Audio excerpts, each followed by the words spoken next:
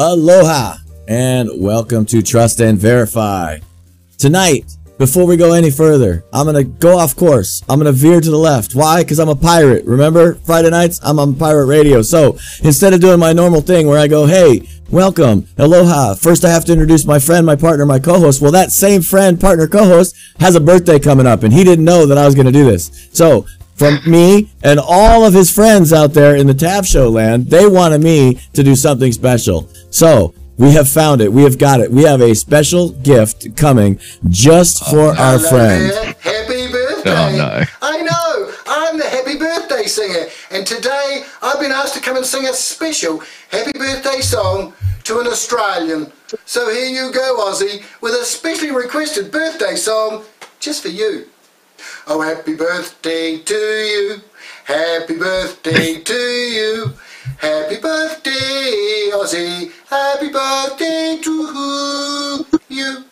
For you're a jolly good fellow. Aussie's a jolly good fellow. You are a jolly good fellow. And so say all of us.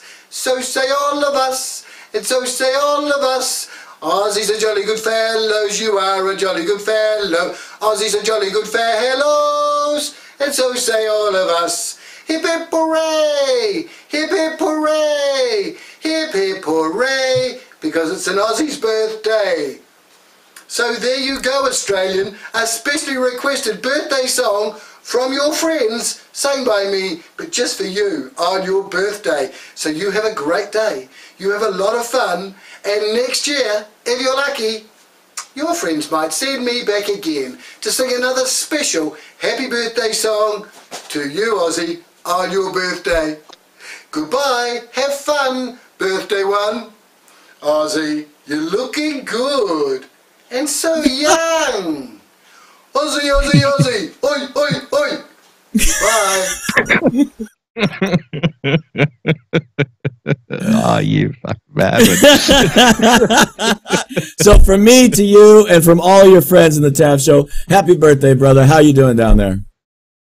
Very good. Thank you. Thanks for that. I'm very impressed with the talent that you chose there. I like the way that he already programmed in his return act. Oh, by the way, you know, I'm going to be back next year, just so you know. It's like, this guy's got a plan. I really appreciate it. No, thanks so much. That's brilliant. Well done. I'm doing well. I've had a good week. Despite the walls closing in on your president, Donald John Trump, James, the 45th president of the United States, despite the world ending, despite World War III kicking off in the Ukraine, despite Parisians and other Europeans setting fire to their own countries in an apparent revolt against something that everybody argues about, yeah, I've been pretty good. Thanks to everyone for joining us in the chat. Thanks for sharing. There's a couple of, the reason we named today's show, James, the Launchpad, is because there are going to be opportunities for you tonight to go hog wild up in this mother. You are going to be like a bull in a china shop. But before we get to that stuff, by the way, do you have anything else you want to add on the back of that horrible video? Or is that it?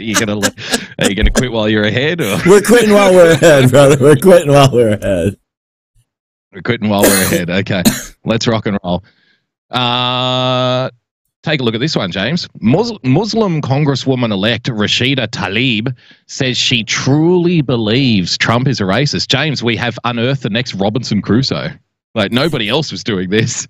She is definitely a trendsetter. She's setting herself apart from the pack, James, by calling Donald Trump a racist. Let's see what she's got to say for herself here. Do you think that President Trump's engaging in a culture war? I don't know what he's doing. Like, you know, Well, she certainly sounds like a Democratic congresswoman to me. I think there's so much, even when I watch national media outlets, it's baffling because we're all guessing. It's all guessing. Yeah. Like, what is in his mind? What do you think that tweet was about? See that letter, Sessions' letter? He probably forced him. It's like we're all guessing. How do you navigate with a president who's willing to have a Muslim ban, to send troops to the border? I mean, he really does go after issues of race as a polarizing weapon. What do you? No one's ever done that before. What do you do to combat that? Look, I truly believe he's racist. And it's probably controversial. He is. It's probably controversial, James, to say that he's racist. Okay. And She's such a trendsetter, isn't she?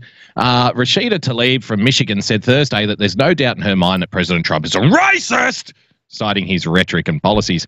Look, I truly believe he's a racist, and that's probably controversial. Tlaib is one of 2 Muslim women elected to serve in the next Congress, along with Rep-elect Ilhan Omar of Laura Loomer fame, James. She's also the first Palestinian American elected to Congress. What's a Palestinian American? Doesn't she have to just be an American to be elected to Congress? Only if she's a Democrat. Go ahead. I was just saying that you said, what's a Palestinian American? Doesn't she just have to be an American? And I said, yeah, but not when they're Democrats. You know, like the Democrats, they have special, subdividers to make sure that they're more special than the rest of us. See, so by subdividing up into these special categories of American according to race, they are doing this to fight against the divisive nature of the Republicans and conservatives, right? Yeah, exactly. I get it. Yeah, I get it. They're very smart. Rep. Sheila Jackson Lee from Texas criticized him for dog whistle racism. There's that term again, James. Have you ever heard? I don't actually think I've ever heard a dog whistle. I've blown a dog whistle. You know what? The dog whistles that I have owned have never worked. Like, the dog's going crazy. Whoosh, nothing happens. I'm like, this is a fraud. This is a fraud. What did I spend $3 on this for? But I love this concept of dog whistle racism. That is something whereby you have a special talent, either ordained by God or the Dark Lord, whoever gives you your special talent, and you can hear things that nobody else can hear. Right. Like you have special talent, and maybe you have to be an X-American or a Y-American or an A or a B American, whatever the category, the subdivided category of American you are. And then maybe you can potentially hear these dog whistles, unless, of course, you are a progressive journalist. Then you can hear them too. So thank God for the progressive journalists being able to interpret the sounds that nobody else can hear for the rest of us, for our benefit, of course. In November, Democratic National Committee Chairman Tom Perez criticized as dog whistle politics a Trump midterm advertisement rejected by major networks, because that's a good barometer of what people want. Whatever the major networks say, that's what the majority wants, James, obviously. That's why more people watch Nick at Night than they do CNN. That showed images, and to be fair, Nick at Night's pretty racist too. I mean, you've got a Chihuahua, that's a Mexican. He's always getting hurt by the idiot American Stimpy. Like, it's really sad if you think about it. That showed images of a Mexican man who entered the US illegally and was sentenced to death for the murder of 2 police officers. The ad blamed Democrats for the Mexican citizen being in the United States.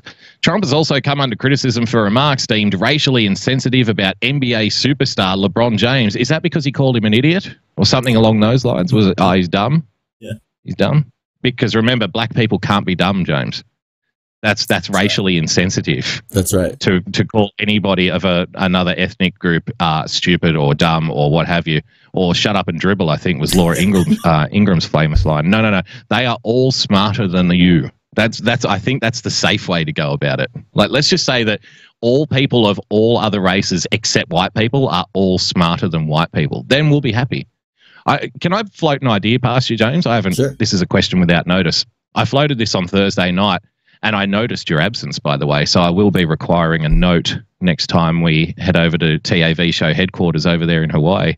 Yes, very apologetic, you should be. Here's the thing.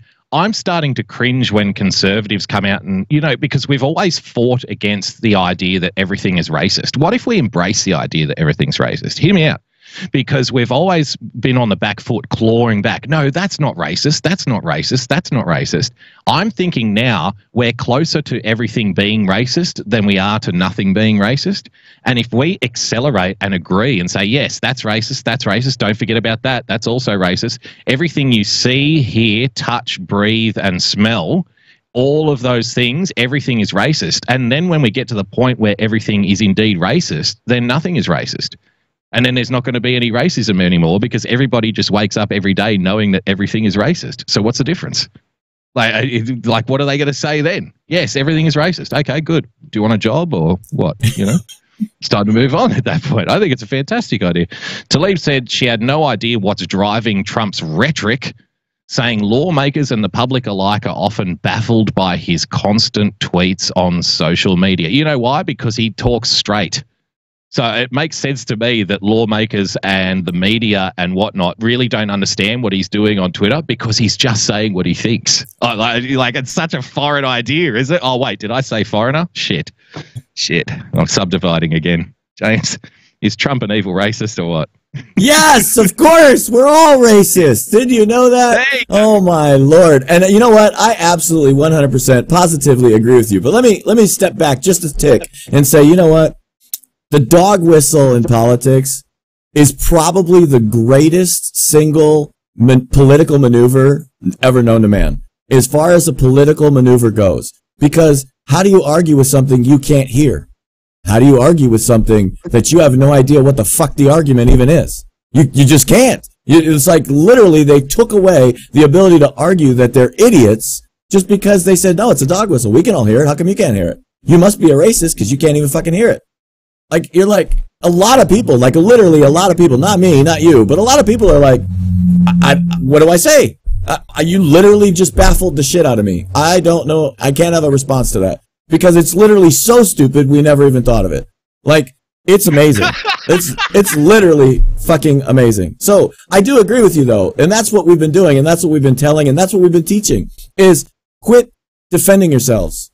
You don't need to defend yourself. We fucking know you're not a racist. Why? Because of all of your family, your friends, everybody that you hire, everybody you hang out with, everything that's going on. So quit defending it. In fact, do exactly what Boogie said. Every time they do something that might be racist, make sure it's racist. Explain to them, you can't hear the dog whistle. That's dog whistle racism right there. You can't hear it because you're too fucking stupid. That's my opinion.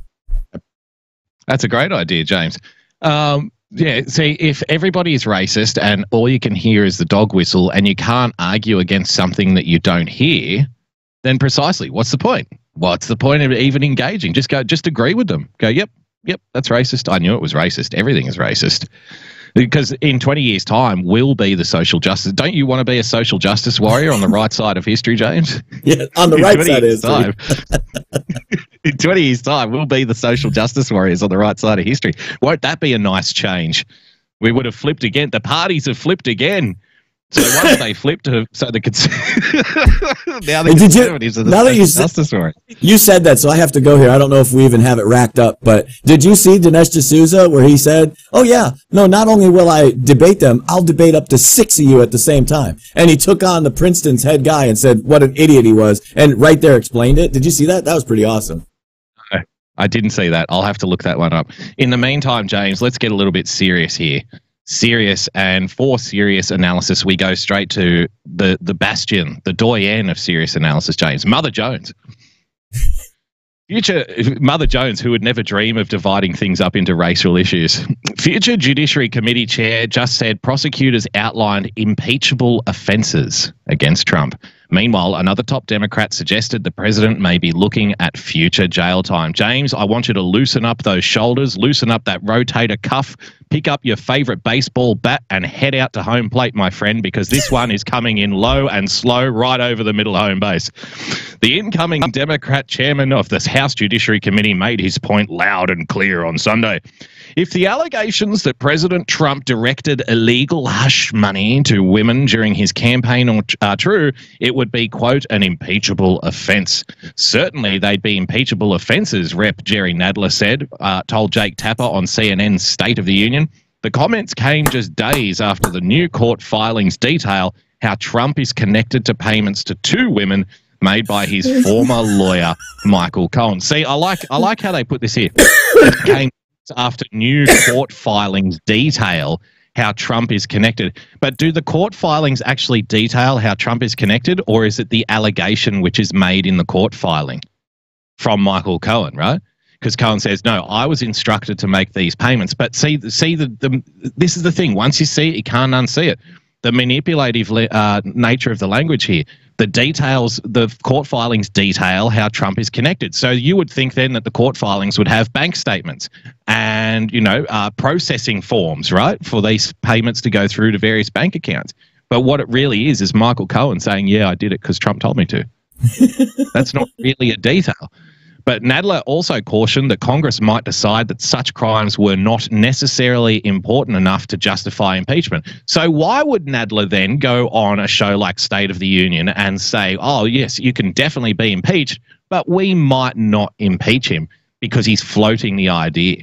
He's doing a bit of A/B testing. They have learned from Donald Trump. They're going to see what kind of support they have for an impeachment, whether before whether or not they decide to go through with it.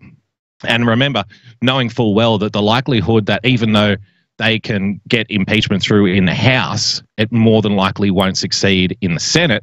But that's not really what the game is it? Because it would be good to have an impeachment proceeding hanging over the president heading into 2020. That's the game. That's right. The big game.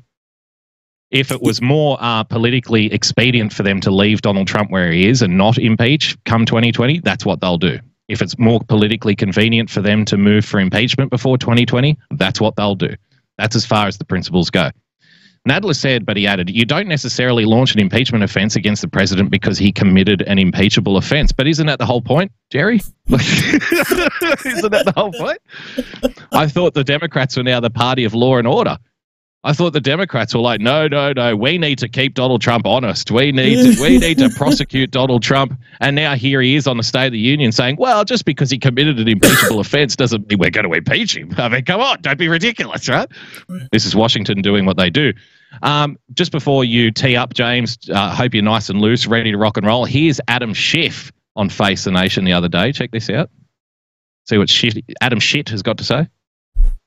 The filing made Friday by federal prosecutors in Manhattan references individual one about 30 times. Individual one is President Trump, and it appears to link him to campaign finance violations. It doesn't charge him with any wrongdoing, though. What's your takeaway? My takeaway is there's a very real prospect that on the day Donald Trump leaves office, the Justice Department may indict him, that he may be the first president in quite some time to face the real prospect of jail time. The first president in quite a long time to face the real prospect of jail time, James. Let's keep it rolling. We have been discussing the issue of pardons that the president may offer to people or dangle in front of people. The bigger pardon question may come down the road as the next president has to determine whether to pardon Donald Trump.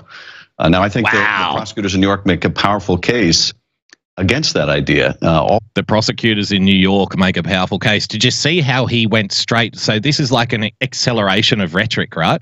So you don't get bogged down in why he would be impeached, why he wouldn't be impeached, why it's an impeachable offense. You go straight to impeachment is a reality, and the reality is the next president would have to pardon him in order for him to get off. Because that way, without getting bogged down in details, James, and correct me if I'm wrong, you get the conversation spinning around, oh, well, Donald Trump, like who's gonna pardon Donald Trump? You turn the conversation into one about should presidents pardon Donald Trump?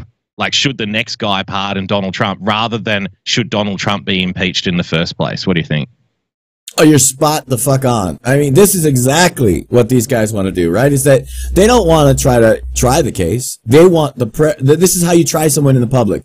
You already assume they're guilty. It doesn't matter who it is. It literally doesn't matter who it is. You can go back to Weinstein. You can remember people like me saying, hey, wait, slow down, guys. Just remember what they're doing to you here. Just because he's guilty in your mind, if the public tries him already and assumes he's guilty and you move past it, then what you're doing is you're setting up that political ball. That's what they're doing. They're trying to play politics. They're trying to just put that pressure onto the president. And I say, no. Yeah, literally no. We're going to stand up to them. Look, Adam Schiff has his own problems. We know that. In fact, on the other show that we work on Monday, on whatever the hell night that is, Saturday night, Director of Border Narcotics Mike a couple weeks ago said he's a known pedophile. Now, let's be clear. This is a man who walks around in circles where he just had a meeting inside General Mattis's office. He just had a meeting inside Matthew Whitaker's office. This is where this guy is walking around, and he said, known pedophile, I'm coming for you. So Adam Schiff's got his own problems right off the bat. But that's why they want to spin this. I disavow. Yeah, I know you disavow, but that's okay. That's why they spin these kinds of shit up, is that they make you look at something that you don't want to look at, because you want to still argue, wait a minute, this is all bullshit. This is all not true. It's all unfounded allegations, and you're assuming that he's already going to jail. So what do? You take a side. And as soon as you take a side, as soon as you start arguing their point, you've lost. And you don't even realize you've lost. It's just like we've talked about with what do you call it? The Second Amendment fight, right? Exactly. Why the hell do you accede to gun control? That's a language loss. You've already ceded ground in the argument because you're calling it gun control. They're calling it gun control. That means you both agree that somehow the gun should be controlled. No, fuck that. The Second Amendment says I can have whatever the fuck I want. Fuck you. Get the fuck out of my house. That's what the Second Amendment says. So, you got to remember what they're playing. You got to always watch the ball. The ball, they like to move around the field. You can't let them do it. You got to understand where we're at and don't fight on their ground. Fight on your ground. Your ground is every single one of these charges is bullshit. We're arresting you fuckers and you're going down. It's an interesting side discussion, James, if we can maybe engage in a little bit. And I made this point, on Thursday night as well. If you're an outsider looking in, and it's probably like I'm not trying to get people offside or anything like that, but this is a genuine, earnest observation. If you're an outsider looking in, you kind of have a level of detachment that I think is a bit more difficult for the political junkies in the United States because you're in the bubble. As far as I'm not saying you're in the bubble, but you know what I mean, right? There's more content, there's more emotional push and pull for you on a daily basis than there is for someone like me. I pick and choose what I see, which is why I mainly read the left-wing garbage. So from an outsider's perspective looking in, it really does look like there is a two-horse race going right now. And one is being, one jockey would be the corporate media, James, and they're whipping their steed. Indictments are coming. Mueller's coming around the back straight. Mueller's kicking on. Mueller's ready to go to the line. But then you turn to the alternative media. Oh no! And the alternative media's got their own indictments. A little power surge from alternative media. Alternative media coming up hard along the rail. You know what I mean? And it's like neck and neck, neck and neck and neck and neck. And we've spoken about this concept before, like.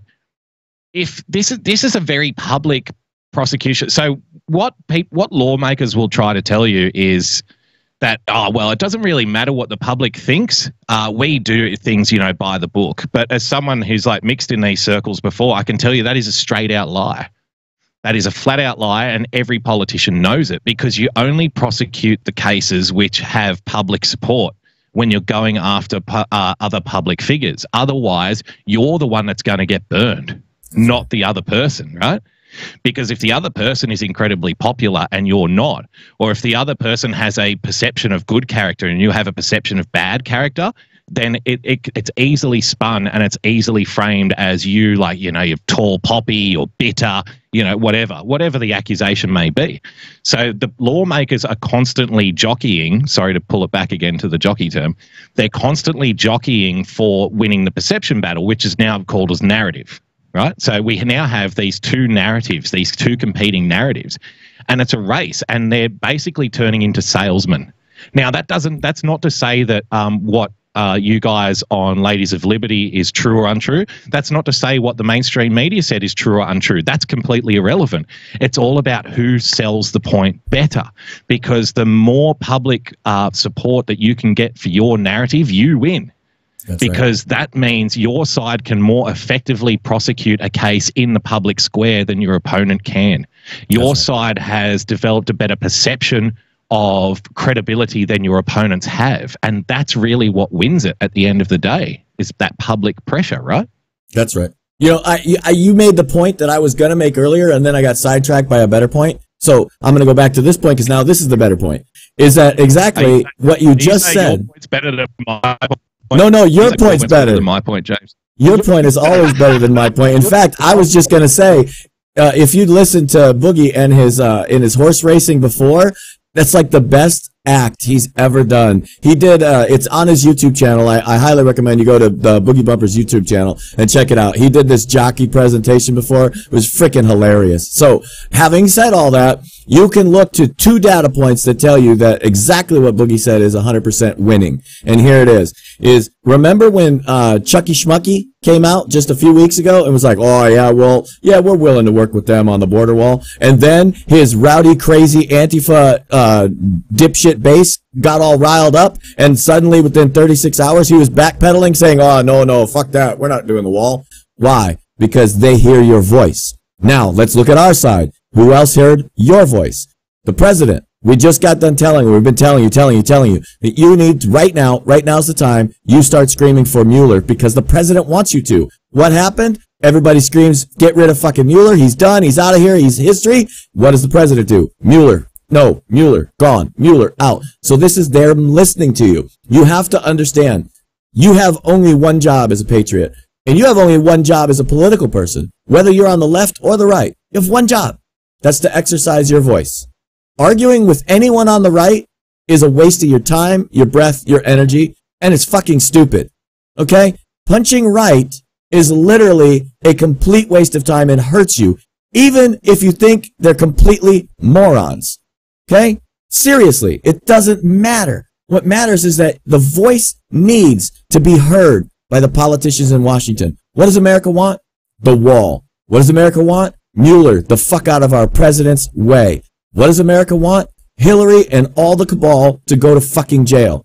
Raise your voices over those parts. Quit arguing about stupid shit. There's people right now on Twitter, they send me in my DMs like every day. They're literally just sending me stupid shit to bitch about Sessions.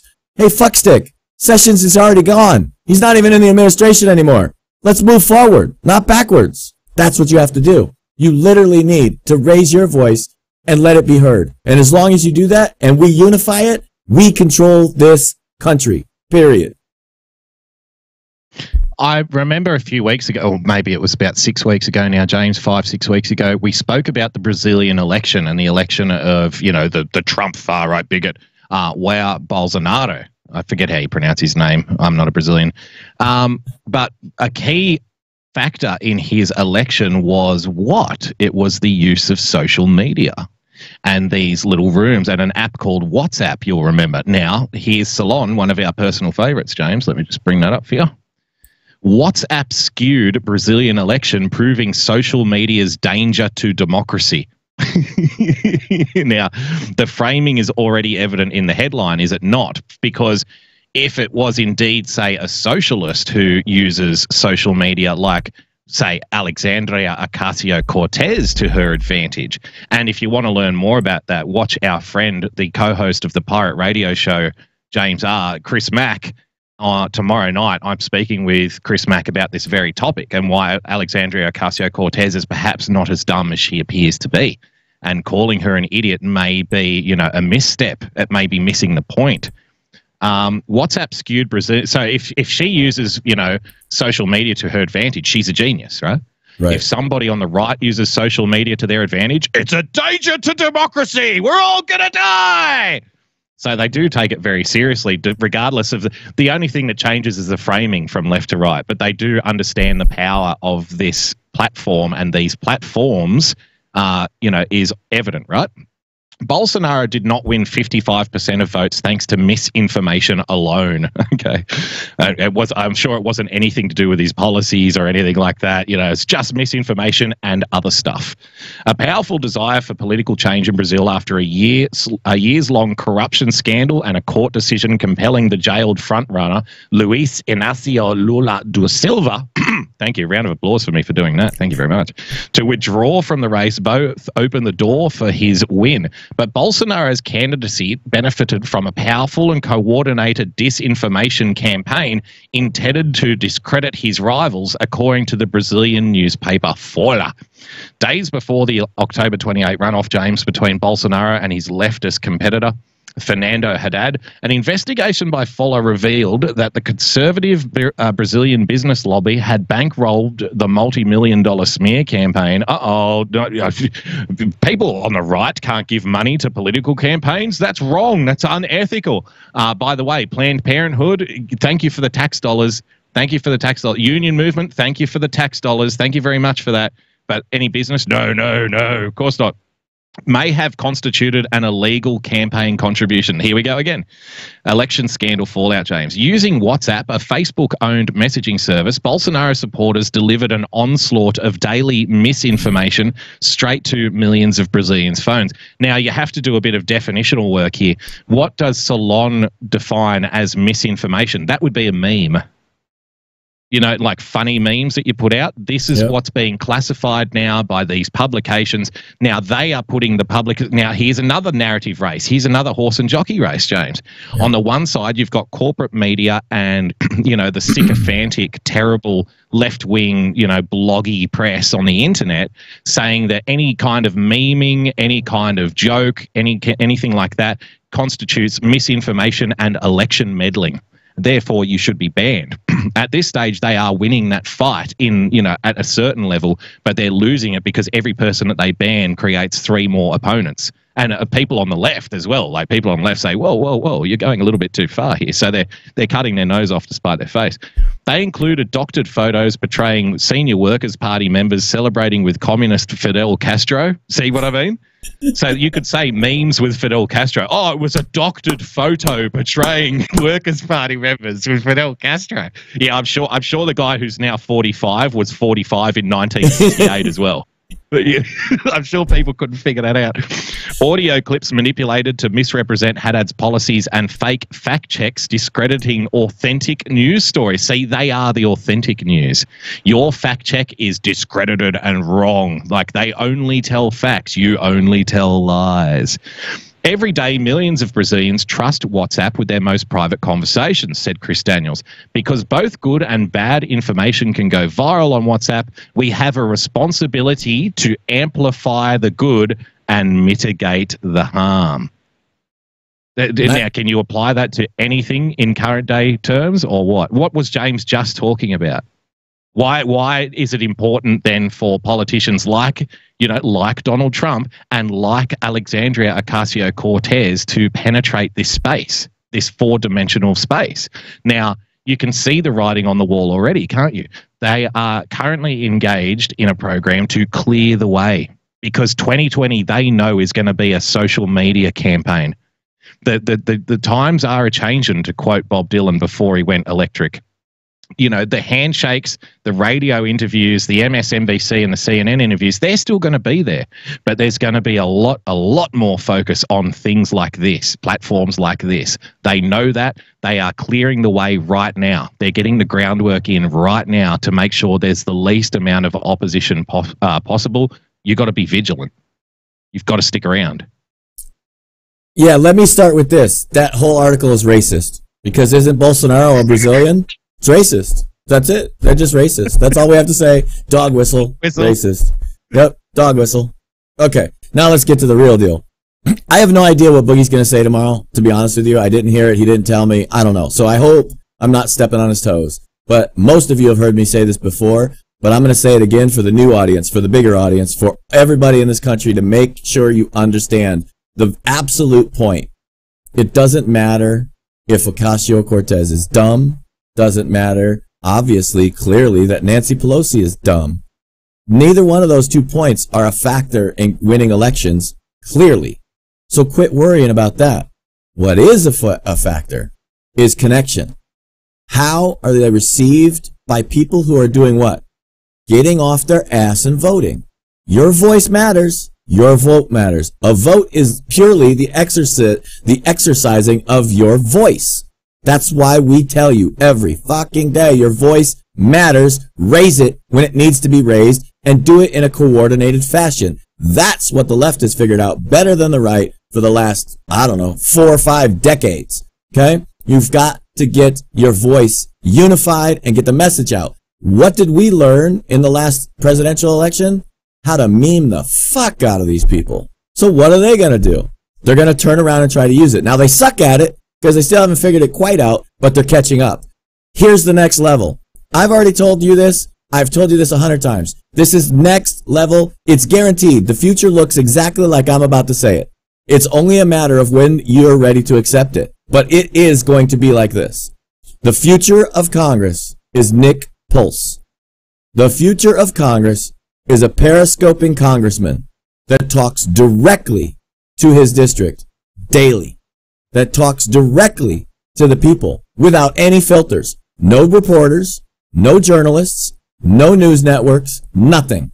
He pushes live on Periscope, talks directly to you. That's the future. If the rest of us can figure this out, Cortez figured it out. Think about that. Yeah, she's dumb as shit and she still won. How? Because she knew how to use social media to connect to the people who would go down and vote for her. So that's what our side has to do. It has to do it. If you're running for Congress, find Nick Pulse.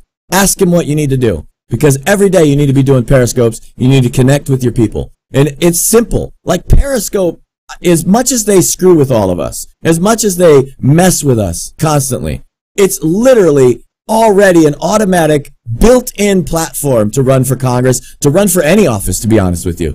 Because it has two simple features that are absolute perfection for this type of market. It has groups and it has live to the public. So if I want to call a press conference, I can call a press conference every day. And guess what? I do. I call a press conference every day. The press is free to show up to my Periscope every day because I just go live to the world. And these are my thoughts. This is what I have to say about whatever subject I want to talk about. Now, if I want to talk to my constituency, my district, I have a list called a group. And my people that work for me can just add the people into that little group, right? As they have to just prove they're a member of my district, they can just add themselves into that group. And then when I want to talk just to my people, to get what their pulse is, to see what they want to say to me, I go live to that group and I say, hey guys, check this out. The next bill that I have to vote for is all about some dam that Jerry Brown decided they weren't going to fix for the last 20 years. What do you guys think about that? And then his district gets to tell him, you better vote no. And when he sees that happen in real time, guess what he's doing? Fuck, I better vote no, otherwise I ain't getting reelected. You see what I mean? The power's in your voice. It's right here. It's right now. Right here on this Periscope. Why do I watch the chat? Why does Boogie watch the chat? Why do you love our shows? Because you know you can talk to us directly. You don't have to wait. You don't have to yell at your TV, throw your phone across the room, and hope somehow through osmosis I hear your voice. I hear it every single time I do a broadcast. You love it. Think about it. That's the future of Congress. That's the future of politics. It's only a matter of time of adaptation. Yep. And I want to stress too, we're not saying that it's a good thing or a bad thing. We're saying it's the thing. You know, like, so you can have these discussions about whether it's right or wrong, or whether it's good or bad, or whether it's ethical or unethical, or it should or it shouldn't be that way, James. But that's not going to change the way it's going to be. That's right. You see, there's a big difference, and it's all about effectiveness. Alexandria Ocasio-Cortez may have the understanding of civic duty of a preschooler, but she understands how to connect with her audience and motivate them into some kind of action. She understands effectiveness on social media, because here's a little red pill for you. She was able, remember, the establishment of the Democrat Party did not want her. She was not the one that they wanted. She was able to take down the establishment Democrats in New York. That is something that the Republicans have not ever been able to do. And she did it from a social media account in her kitchen. Yep. No money, no 10 billion in the bank. She did it with an Instagram account. Now that should be, rather than being fearful of that and saying, oh, it's not right, oh, she's an idiot, rather than fighting against that reality, it should be something you can embrace. Like, hey, anybody can do it. Anybody can do it now. They're opening the floodgates. Here's one for you, James. You ever get that feeling that corporate media is turning into sports reporting? Look at this. Highlights of Comey testimony. He likes Mueller, but they're not best friends. That sounds like a description of like Melrose Place or something, doesn't it? Sunday on Washington 90210. Comey says he likes Mueller, but they're not best friends. The highlights of the Comey interview. Has James B. Comey, James, former director of the FBI, former director of the United States, former director of the FBI, ever hugged and kissed the special counsel Robert S. Mueller III? President Trump, who fired Mr. Comey in 2017, said in September he could produce more than 100 photographs of such affection. In testimony behind closed doors before the House Judiciary and House Oversight Committees on Friday, Mr. Comey had an answer. I'm an admirer, but not that kind of admirer. Oh, it's scandalous, isn't it? We could be reading this in a hair salon. Why isn't this in salon, by the way? Mr. Comey's testimony was laid out in a 235-page transcript that was released on Saturday. It revealed that he answered questions about investigations into Hillary Clinton's email server and whether Mr. Trump's campaign advisors colluded with the Russian government in the 2016 presidential election. Did you see the 5-minute doorstop that he did after the interview, James? Did you catch any of that? No, I didn't. I'm sure. When you get a chance, I'll recommend this to anyone. You'll see why these guys are very good and why, it's obvious that James Comey is a political operative and not a law enforcement operative. He comes out and they say, Mr. Comey, what did you think? And the very first response he does, which is what I would do if I was in his situation, yes, well, it all went very good, but there was a lot of questions about Hillary Clinton's emails again. So, it's already over. It's already done. They're turning this into a farce. They're going to ask me back again to ask about this thing that's already over, even though we know the investigation is still ongoing. We know that, Mr. Comey, don't we? We know the investigation's still going. Why are they still asking me about Hillary Clinton's emails? What a farce this is. It's okay. He defended the integrity of the FBI despite claims of bias, James. He spoke about 4 Americans the FBI investigated for connections to Russian interference in the 2016 election. 4 people. If I knew it only took 4 Russians to swing an election, I would break open the piggy bank and head to Moscow today and say, right, you 4 guys, you're coming to Australia with me. 4 guys who work for a catering company can put out, 0.001% of all Twitter feeds from Russia during the 2016 election and apparently win Donald Trump the White House. It's incredible. That's it, the power right of there. social media, James. That's it right there. We all just need to take credit. It's because of Tav Show that the president won. That's it. See, they just proved it. 4 people can literally do it, so we can take the credit, right? Because there's 4 of us, right? There's these 2, and then the girls from Ladies of Liberty. That's it. We did it. It's our fault. So this is all ridiculous crap, nonstop. But you know what he did say? Comey actually hung himself. He actually made a connection here that he admitted to. He admitted in this little interview that he did that he knew that Sessions was going to be told to recuse himself before he recused himself. That literally is a criminal charge of conspiracy. People don't understand that connection point. That's literally just put those 2 together. He should not have known that beforehand. And he shouldn't have used it as valuable information to make a judgment, which he tried to do. See, when you're lying, when you're spinning, you end up catching yourself every time because you'll make something stupid like that because your arrogance and hubris will make you make a mistake like that. And that's what he did. He literally signed himself up for a conspiracy charge. The article goes on, James, and he defended his decision not to prosecute Mrs. Clinton. I would have thought, it's not his job to prosecute her, is it? He can recommend her for prosecution. That's right. So again, just a little manipulation there. He doesn't have to defend his decision not to prosecute because he can't prosecute her.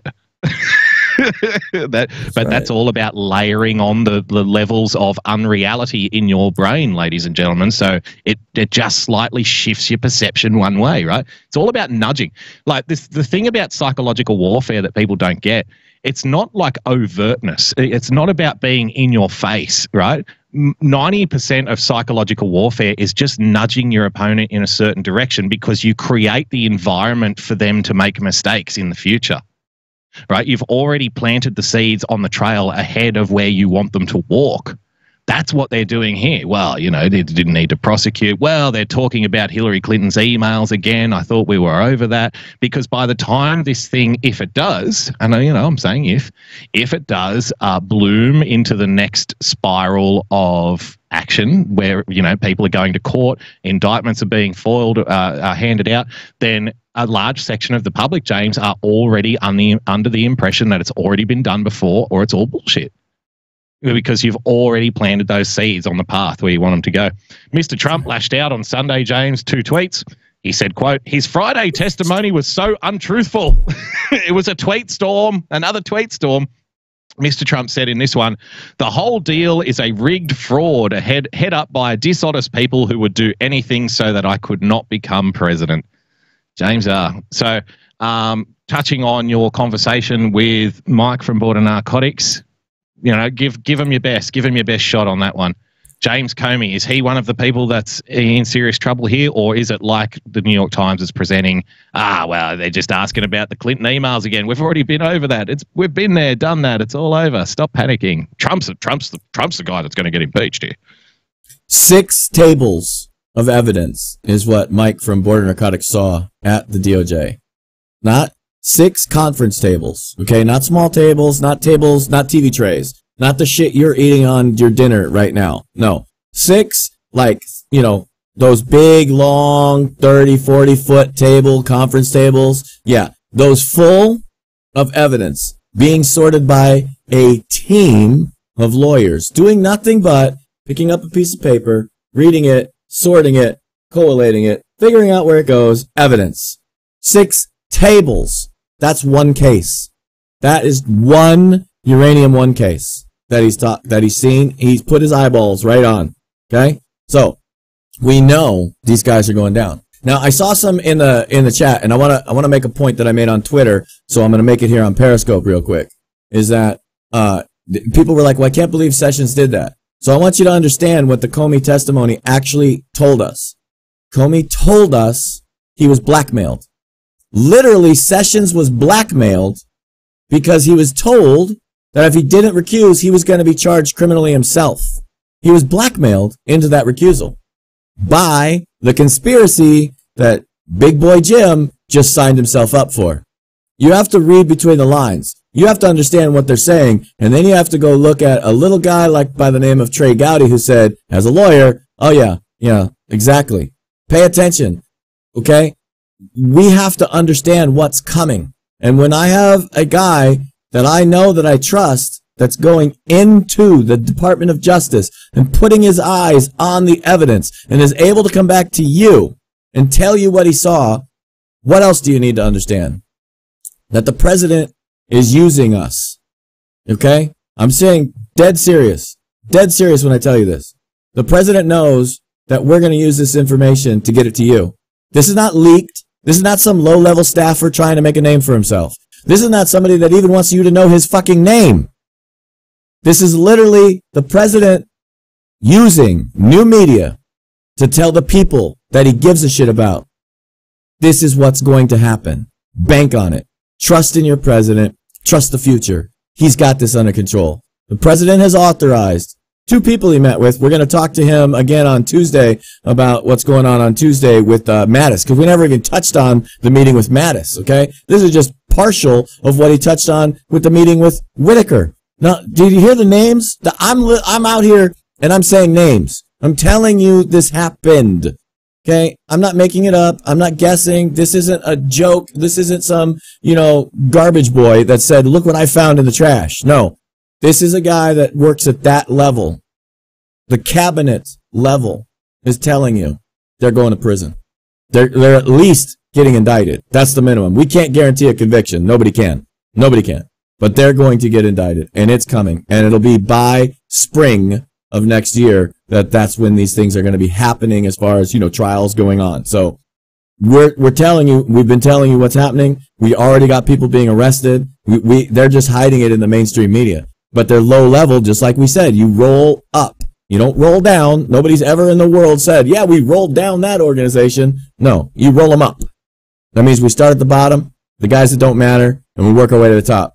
And he did say 2 things. Number 1, Hillary is on one of those indictments. And another thing that he said was, he literally said, Obama, I'll see you at your arraignment. I need you guys to understand this, that we're serious about this. Like Boogie's serious about this. I'm serious about this. We're doing everything we can to bring you the truth, the news, everything we see, everything we can understand, everything we can comprehend, and bring it to you and let you make your own mind up. We don't even tell you to trust us. We tell you to verify us.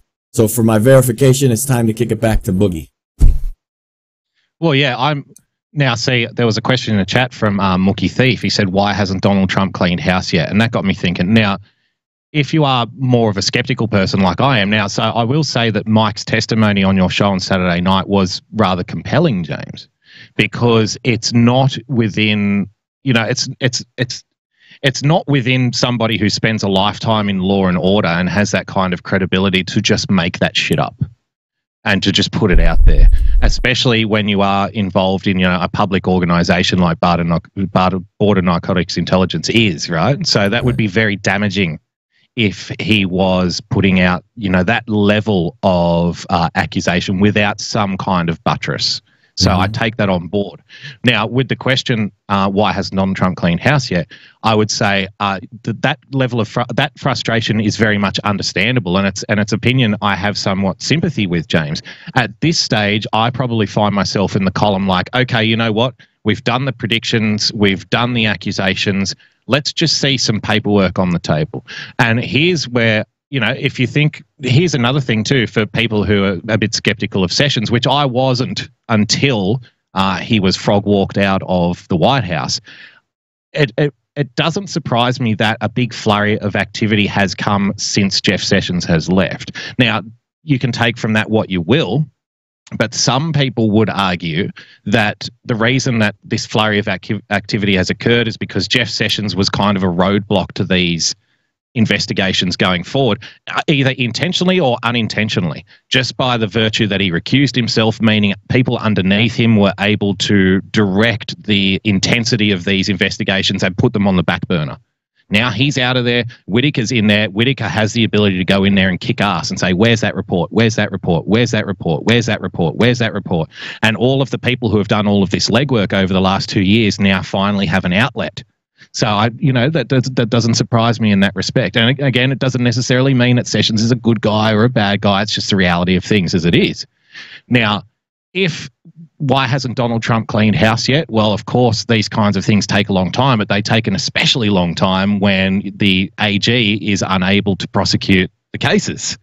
And now that perhaps is changing. But here's the thing. Here's the best part about all of this. Whether you are a true believer in the Obamas and the Clintons and all of the evildoers are getting indicted in the spring, or if you are a skeptic and you say there's no possible way this is going to happen, I'm sick of it, I just want to see indictments on the table. The beautiful part is James R., my co-host and my cohort, loves to risk his punditry career at every available opportunity. He's given you the time frame, and all you have to do, you don't have to believe every single day that indictments are coming, because they either will or they won't. So you can go about, you can focus on other parts. You can focus on the culture war. You can focus on the Democrats if you want to. You can take up another reign in this fight. You can do something else. You can contribute in another way. But if you're skeptical that indictments are coming and there's these tables of evidence, that's fine. But you can still support the team another way. You can still take up another pitchfork in the fight, right? And right. If James is wrong and these people are wrong, then nothing's going to happen. But that's at least you're doing something in the meantime. At least you're contributing in some other way. So skeptic or believer, it shouldn't really matter. It should just train your focus in an area where you can be most effective heading into 2020. Absolutely. That's so what you bring us right back to the circle. You just squared the circle and said, you know why? This is what I said. Don't punch right. That includes, why the fuck are you running around bitching about Jeff Sessions? He's not the AG anymore. Why the fuck are you running around throwing pitchforks at us? We're just telling you what we believe, see, know, the intel we have. So find an avenue to throw a pitchfork to the left. Find an avenue that you do agree with. Find an avenue that you want something to happen that will be effective to getting your pitchfork up somebody's ass. Not mine. Somebody on the left. Yeah. I mean, here's a little bit of logic 101. Okay, here's the premise. There either is a plan or there isn't a plan. If there isn't a plan, then you have to do what you have to do to, fight for the president. If there is a plan, you don't know what the plan is. Therefore, it's the same as not having a plan. So you have to do whatever you have to do to fight for the president. It doesn't change. If there is a plan or there isn't a plan, you still have to do what you have to do. That's right. Nothing changes, right? So there you go. Here's a nice one for you, James. Senate Republicans are responsible for the most unethical and incompetent administration ever. ever. Worst administration ever, James. Tim Scott, in a letter to the editor published in the Wall Street Journal, blasted the paper's editorial board for dismissing concerns about Thomas Farr, a judicial nominee with a track record of support for voter suppression schemes. I am saddened that in the editorial Democrats' racial division, you attempted to deflect the concerns regarding Thomas Farr's nomination to the federal bench. While you are right that his nomination should be seen through a wider lens, the solution isn't simply to decry racial attacks. It's not good enough to just say everybody's racist anymore. The Debs are learning. Scott makes a key point that should go well beyond Farr or judicial nominees. We should stop bringing candidates with questionable track records on race before the Senate for a vote. Really? Really? Because who decides what the questionable track record is, James? Because right now, if you deny the existence of white privilege, if you don't agree that unless you're a white person, you don't know, if you're a white person, you don't know what it's like to be poor, guess what? You just earned yourself a questionable track record on race. Bravo. Welcome to the game. If you don't, here's what we're doing again. We're railroading you into agreeing to terms before the debate's been had. Gun control, undocumented migrant. If you don't get on board with the far left's ideas about racism and racialized justice and racial politics and identity politics, you're already in the questionable column. Like, you've already lost. And because you can't be as virtuous and, virtue signaling as your opponents are, you are always going to lose if you play on their field of play, James. Always.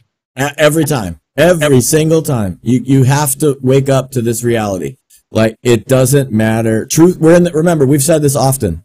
We are seriously in a post-truth era. Truth is not important. Why? Because we have proven that everybody's been fucking lying to us for most of our lives. So truth is no longer, it's not even relevant. It doesn't even matter. People don't even listen to it. What they listen to is what is in it for them, where are things going, what can they sniff, smell, touch. That's all they care about. So we have to win on our terms. Do you believe in the Constitution? Then that's what you need to fight. You need to fight from the point of view of the Constitution. If you believe in the language of the Second Amendment, when they want to talk gun control, you talk Second Amendment. When they want to talk 14th Amendment, you talk 14th Amendment. You don't let them pull you into some weird place talking about some kind of racism bullshit where you think that you have to defend yourself. No, you don't. Understand your points. Understand the knowledge base that you need to have, and then attack. Don't defend, attack. This is why when I see people attacking to the right, I understand that they're not there to do us any justice. They're there as a disruptor. They may have a good, pure reason that they think that they need to disrupt, but they're literally not helping all of us at the same time. Like, we need to get control of the justice in this country. It has to be fair. Before we can argue about anything else, we have to get back to the place where law and order matters, where people don't get away with this shit just because they've got too much money. Where people don't get away with the shit because they have the right connections. We have to get back to what was meant and intended by our Constitution, equal justice before the law. And the only way we're going to get that is with this president right now, because it's clear. Remember, we're fighting the right Republican rhinos every bit as much as we're fighting the left. Drain the Swamp does not have a party affiliation. The swamp is all them fuckers that have been burning us down our whole lives, lying to us, using the mainstream media to lie to us, to control us, to enslave us to their ability to make money. We're done with that shit. Absolutely. One more article before we get to the hammering, James, which I'm going to send the hammering your way this time. Because you've earned it. You've earned it. It's been 6 months of playing in the B team, and this time, Jays, we are ready and rocking and rolling for you. That's for playing that crappy little birthday video at the start of the show. But just before we do, one more article, which I thought was very interesting for a number of reasons. And again, this is why, look, I'm not saying that you have to read these publications. By all means, just come to us if you want to see what the other side is doing. You can do that if you want. But Absolutely. There is, nuggets of, insight that you can extract out of this. Sure, it's a process. It's like squishing grapes to get like one drop of wine. You know what I mean? Like a whole big bucket of grapes. You go, for 10 minutes and you get one drop of wine. That's what we're doing here. Getting one drop of of puerile, disgusting wine after squashing Democrat grapes all day. The party could explode. Democrats prepare for wild 2020 ride. Motivated by a sense that American values are on fire, James. What do they think? They're Parisians now? See what I did there. Everyone from the young and old to billionaires and political novices are looking to run, but it could get messy. That's exactly what we want. What do we always talk about? Wedge issues. Yes, more opportunities to wedge the opponents. I'm looking forward to this. In the past week, Andrew Cuomo, the governor of New York, Deval Patrick, the former governor of Massachusetts, and Michael Avenatti, lawyer for pornographic actress Stormy Daniels, have all dropped out of contention for the 2020 Democratic nomination. Only 30-odd candidates to go. That huge field will probably include young and old, men and women, African-American, Latino, and white people, just thrown in as an afterthought, I guess, billionaire capitalists and democratic socialists, White House veterans and political novices. Motivated by a sense that American values are on fire, it is likely to be the most diverse primary lineup in history. That means that's bad news for the Democrats, because the more diversity they have, they are going to be tearing shreds off each other over identity politics. You heard it here first. This is not a good thing. The Democrat establishment, like the Democrat headquarters, would not want this. The DNC does not want 30 candidates. They want 4 or 5 who are all pretty much the same, who don't differ too much on, various policies and attack points on Donald Trump. Hopefully with a little bit of diversity in there, but not enough for everybody to tear shreds off each other about. We've had diversity before, but this is the age of identity politics, said John Zogby, a pollster and author. A number of newer demographics have come of age, and we will also have a range that no one ever thought we could see. A Joe Biden, who'll be 78 at the time of the election, and a Beto O'Rourke, who's in his mid-40s.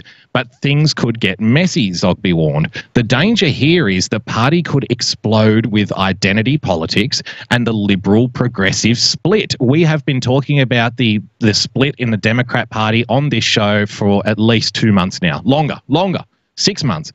Here's what this Zogby guy is saying. Do you have to have a woman on the ticket? Do you have to have an African-American on the ticket? Do Latinos say, hey, it's our turn, we've been loyal? If you have a 78-year-old on the ticket, do you need a 42-year-old? The party is ready. The Democrat Party, if we can just wait them out, you've just got to wait them out. They are ready to tear themselves apart thanks to identity politics. And this is what we tried to tell them 30 years ago, James. Hey, if you go down the identity politics route, you're going to end up destroying yourself, because there will never be enough diversity. There will never be enough intersectionality. You will make enemies out of your comrades because they don't tick certain boxes. This 2020 primary is teeing up to be exactly what we've been talking about. And if Republicans and you guys out there are on your game, you will absolutely maximize. Don't ignore the 2020 Democrat-Republican, the Democrat primary for the nomination. You should absolutely focus on it and do whatever it takes to turn Democrats against each other. Hey, this guy isn't Republican. This guy isn't African-American enough. This guy, we need a Latino. What are you voting for an old, rich white guy for? Are you racist or something? Those are the kinds of injections into conversations you should be putting out in the liberal sphere, because they're already going to be doing it for you. You've just got to accelerate it. By the time they actually pick a nominee, you would have pissed off 70% of their base who aren't prepared to vote for the person because they hate them so much, because they love their own one so much, because the person they voted for is either too white or too black or too progressive or too liberal or too Democrat. Doesn't matter what they are. They're going to be too something. Then you can maximize. Then you can absolutely maximize, James. Yeah, don't make the mistake of doing what the left did when you do this. You treat them all equal. Literally destroy them with equal racism. Like, do not let them do what they did, okay? What they did was they thought that Donald Trump was the guy they could beat. They protected Donald Trump, is what, accordingly to how things were, right? They didn't hit him hard with the media early, okay? They made a huge blunder. They made a huge mistake by not trying to deal with him respectfully. So I don't care if you think Beto is beatable. I don't care if you think occasional Cortez is beatable. I don't care if you think Tulsi Gabbard is a moron. You treat them all with equal disgust. And you go out there and you point that racist dog whistle at every single one of them, and you highlight their identity politics. Now let me tell you what they're trying to do. What's the real thing that they're trying to do behind the scenes? They're trying to turn us into Australia, England. They are trying to take us away from a two-party system and divide us into a minority government. Okay? If they can successfully achieve identity politics, they will have successfully broken up the two-party system into a minority government system. If they do that, you are going to find yourself in all kinds of craziness you never thought possible. Because let me tell you, look across the pond right now. Look over there. They're burning it down. Because why? Because they are playing minority politics. We play majority politics in America, not minority games. That's what they're trying to do to you, though. They want you divided. What does wedge issues do to you? Divides you into teams. It divides your libertarians out of the majority party and makes them a standalone. What does the Green Party do? It divides out portions of the party.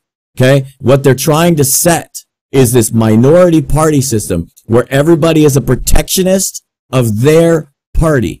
What does that have the effect of doing? It has the effect of putting the elites in more power. Why? Yes. Because you have to negotiate with your other power broker. It gives the elite more power, not less. Okay? You're right there. Tracy in Alaska. It's a hot mess. That's what minority politics does. That's what they're trying to do to you right now. That's what they want. That's what identity politics is all about. It's the whole game. Divide you into the smallest possible group that you'll hold on to. Because let me tell you this right now. I promise you, the Dems cannot win another national election ever again. And you know who we have to thank for that? I'm going to call a couple people out right here. I know they're not completely 100% responsible for it. But I'm going to call a couple people out as very big leaders in this.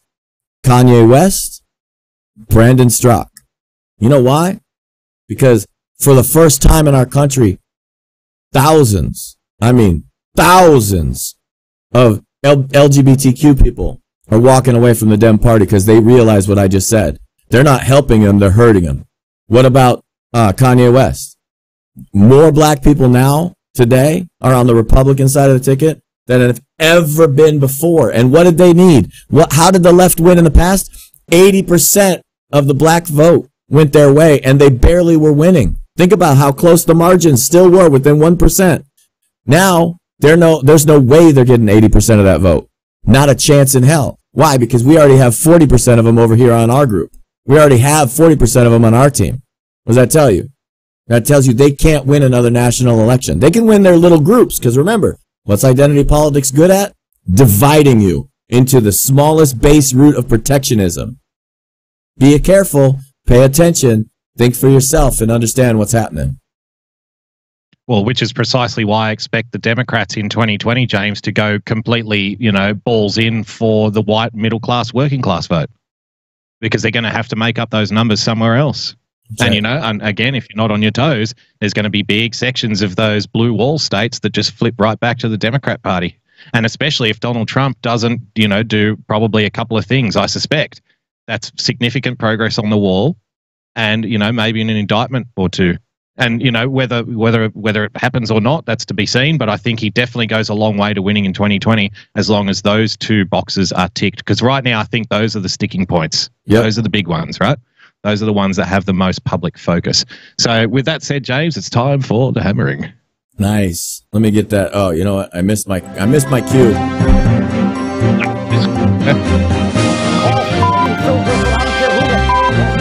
Stop the hammering.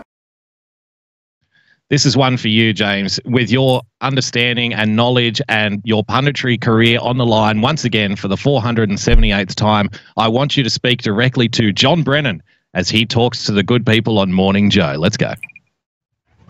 And now back to Butte. Willie Geist. It continues. So, Joe, finally, after almost a full hour of a tweet storm, the president, while skimming the trees, brought it in for a landing. Finally, with one last tweet, he says the lying and leaking people doing the report. Also, Bruce Orr and his lovely wife, Molly. What? Molly? A fun note here, that's not Bruce Orr's wife's name. Her name is Molly. Molly in there. Adds Comey. Close enough for rock and roll.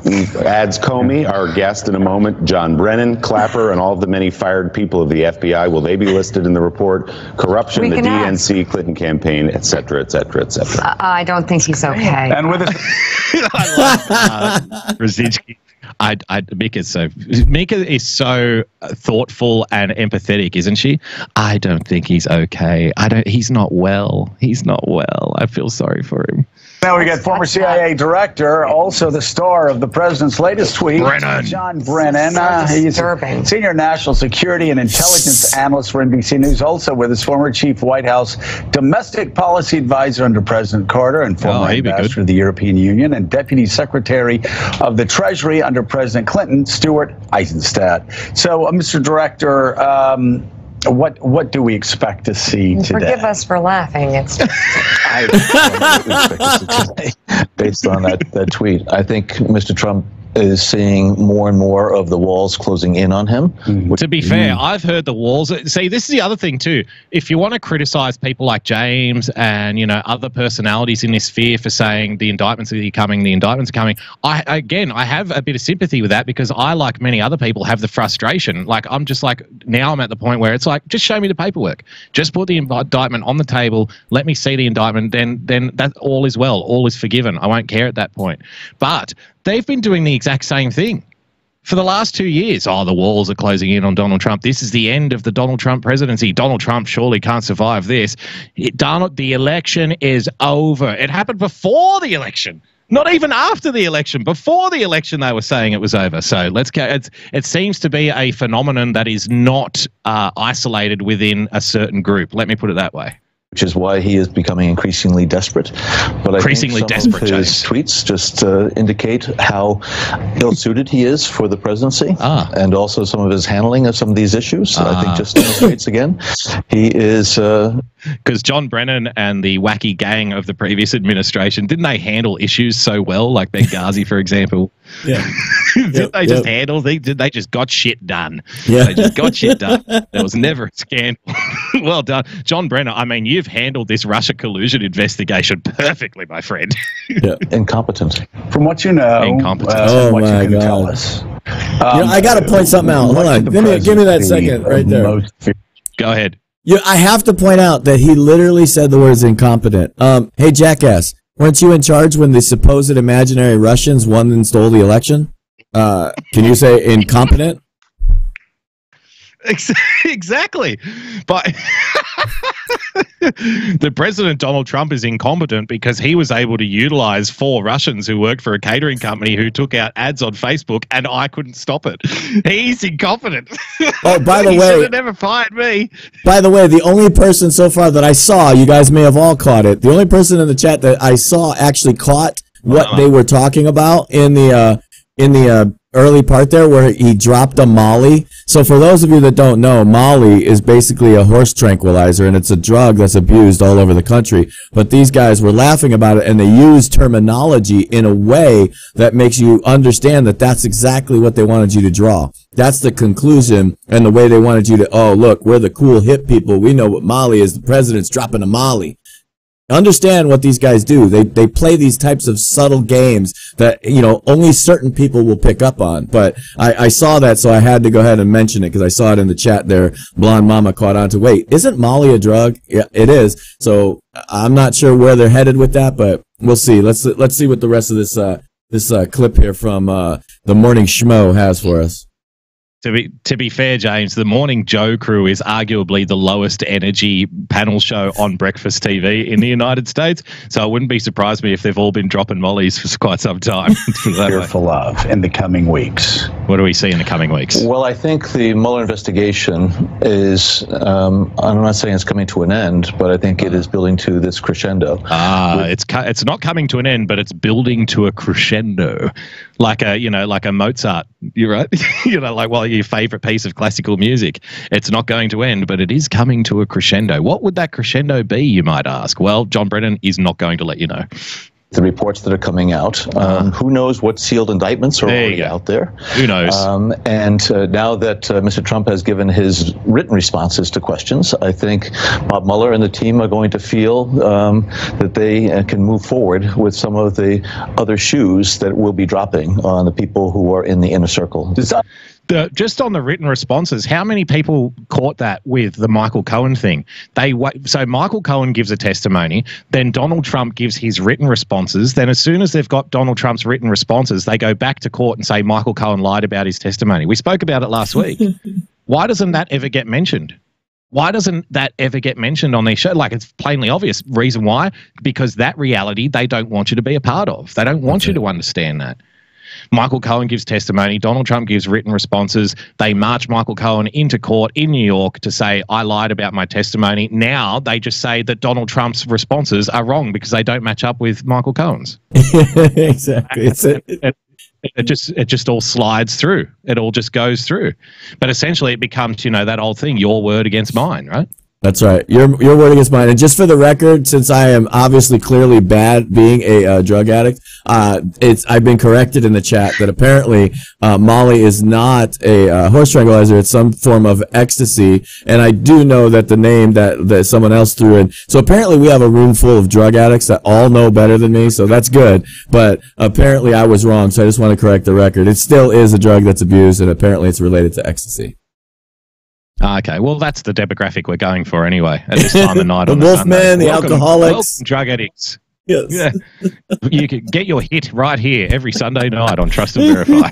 Donald Trump, from Quit Molly, take up James. what you know, and what you can tell us, does Donald Trump have much to fear from Vladimir Putin, from Russia? What? Do they have him in a compromised position? Well, I think if you just look at his tweets and his comments and his increasingly desperate attitude, I think he has a lot to fear, which is why he continues to try to delegitimize the Mueller team's efforts and the investigation overall. So, okay.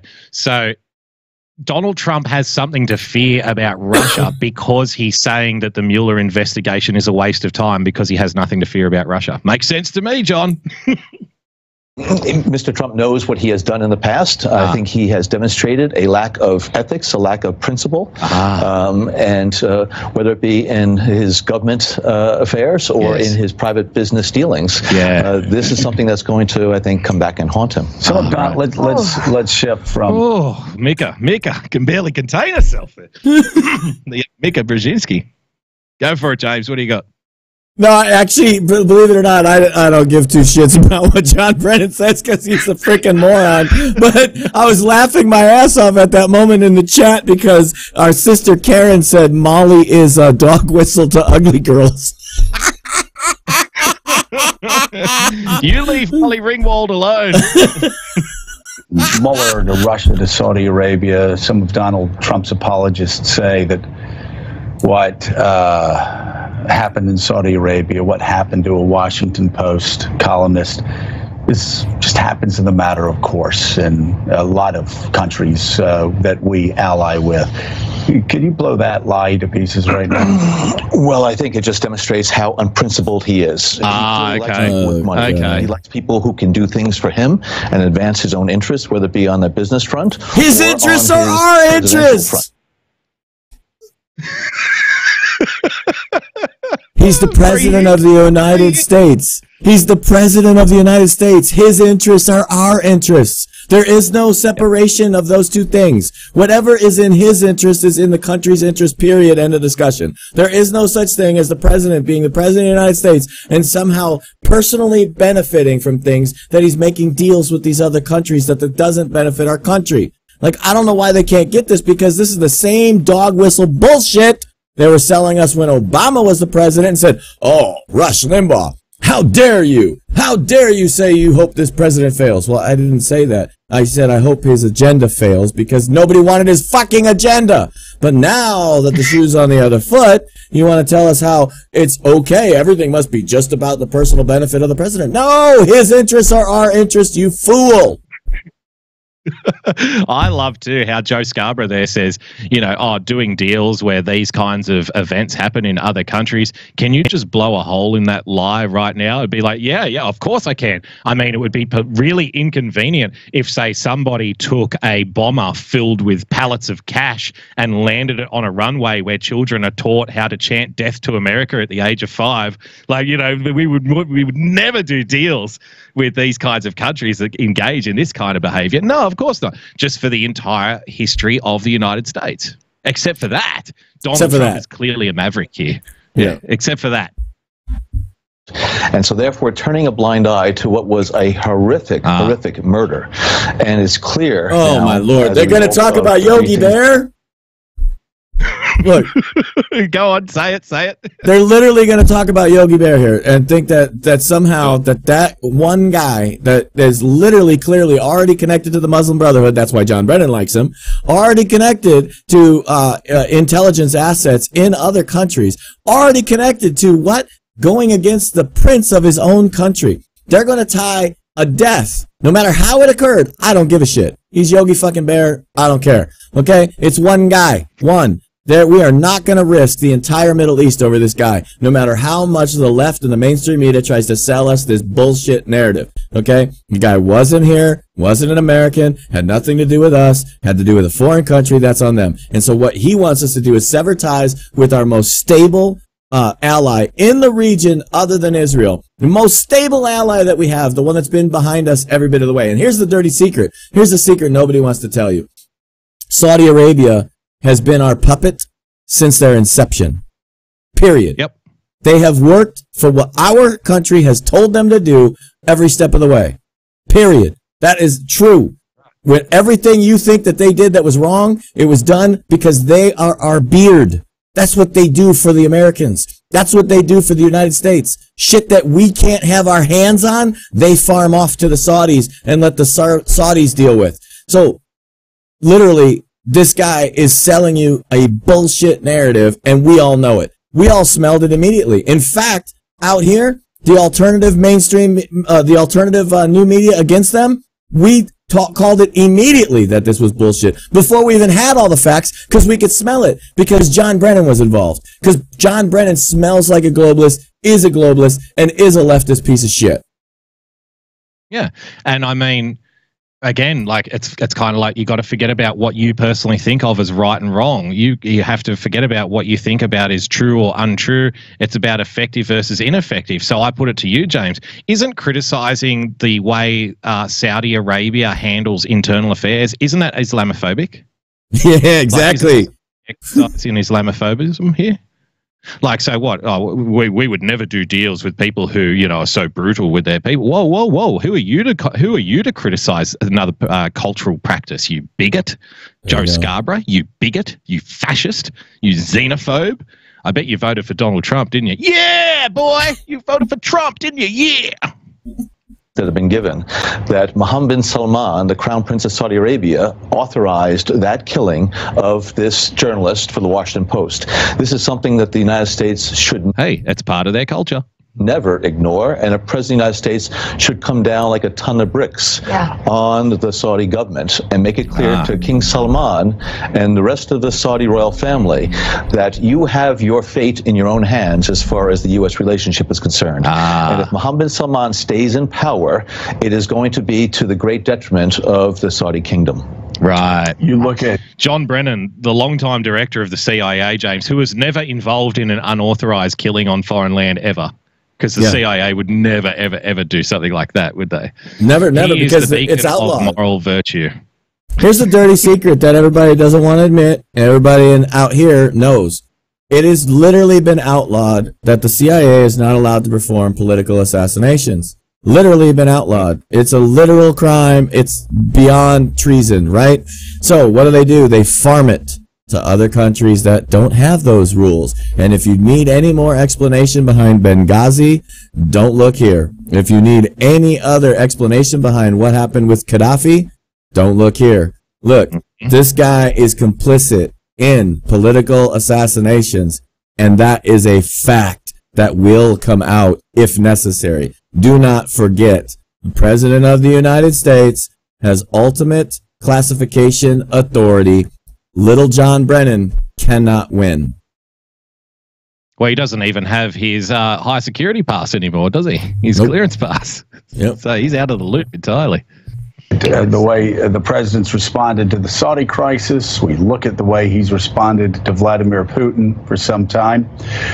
Do you have reason to believe that much of the president's obsequious behavior towards those countries have as much to do with his own financial gain in the past and possibly the future as it has to do I can see Donald Trump making a lot of money on the oil futures market, can't you? with his political fortunes? Yes, I do. Policy. Isn't Donald Trump losing money? Yes. Like, isn't this a known fact? Known fact. So what the hell are they talking about? Yep. Like, why does this keep coming up?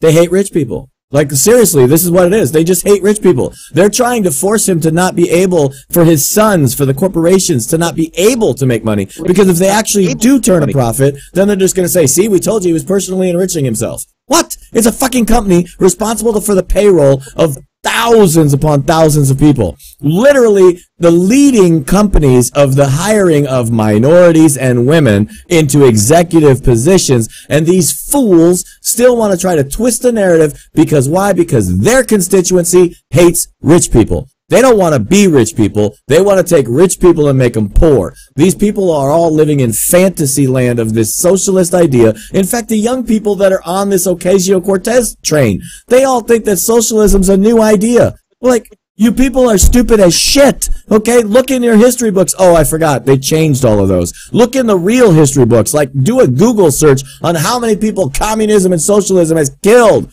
They still can't be touched. Hell, Hitler couldn't even catch up to those fucks. Just think about what's going on. Yeah, up in Ocasio-Cortez's district, James, we're going to party like it's 1917, comrade. I feel that he has been driven by money, by his own financial situation, his profile. And so all of this, I think, continues to be wrapped up in his approach to these very important national security issues where he... Right. So because he failed to adequately spank the bottom of the Saudi royal family, James, this is evidence somehow on MSNBC that Donald Trump's Twitter tirades are indeed a wily scheme and a plot to personally enrich himself and improve his personal profile. Like, because it's obviously doing wonders for him here, isn't it? Like they're just fawning over the president. Wow. The alternate reality, the alternate universe of John Brennan. Ladies and gentlemen, that was your hammering.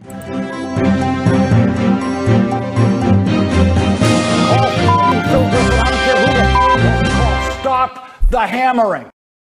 Hey, I didn't miss my cue that time. Awesome. Listen, that's the show for tonight, folks. I hope you guys had fun. I hope you learned something. I know that I was on a bit of a tirade. I probably swore way too much in this episode, but you know what? That's the ropes. Fuck them. Anyways, having said that, everybody in the audience, help me right now and wish our brother, our friend, Boogie Bumper, a happy birthday. I hope he has a really good day. We love you guys. Thanks for following us. Thanks for being here. Thanks for sharing the show. If you want to follow me, you can follow me at Real Person, PLTCS. If you want to follow him, you can follow him at Boogie Bumper. If you want to follow us, you can follow us at TAV Show, and you can always find all our episodes at TAVshow.com. With that being said, aloha. Everybody have a great day.